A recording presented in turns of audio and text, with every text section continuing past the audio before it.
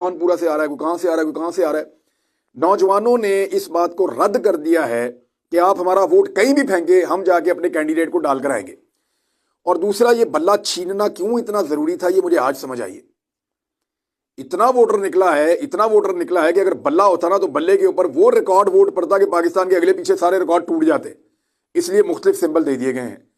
लेकिन इंटरेस्टिंग बात यह है कि वहां मौजूद हर बंदा दूसरे बंदे को बता रहा है कि इंतखाबी निशान पता है तुम्हें, इमरान खान का जो हमायत याफ्ता उम्मीदवार है उसका इंतखाबी निशान ये है, किसी और को ना डाल देना।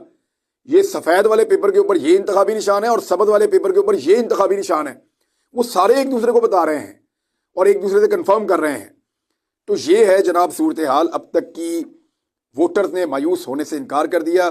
सिर्फ वाईफाई की सहूलत जो है वो चल रही है, बाकी सारा मोबाइल इंटरनेट सब बंद है।